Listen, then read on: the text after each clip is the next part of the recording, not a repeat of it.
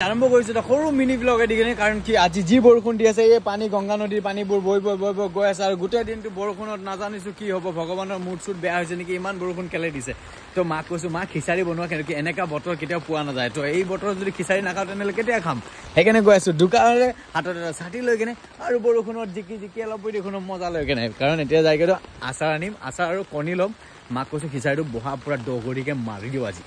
তো কেনেকুৱা হয় খিচাৰিটো কেনেকুৱা হয় জনাবা আৰু তোমালোকে কি খাই আছা আজি খিচাৰিয়ে খোৱা বেছি ভাল সৰুকালৰ কথা মনত পৰে এনেকা পানী দেখিলে যে খোজকাঢ়া পানীত আজি কথাবোৰ মনত পৰি গ'ল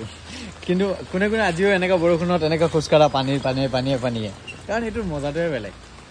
গাইছ বৰ্তমান দোকানৰ পৰা লৈ কিনে আচাৰ লৈ আহিছোঁ আচাৰ লৈ অহাৰ পিছত এতিয়া বৰ্তমান খিচাৰি লৈ বহিছোঁ আৰু এইপিনে আহি আছে মোৰ কণী চাবা কণী আমলেট খিচৰি আচাৰ ঠাণ্ডা দিনৰ কাৰণে বেষ্ট আৰু একো নালাগে কেনেকৈ লাগিছে জনাবচোন ৱাও ৱাও ৱাও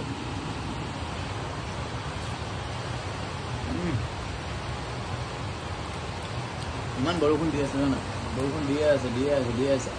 ননষ্টপ ঘৰত পানী সোমাই যায় বৰষুণ লগত খিচাৰি কণী আচাৰ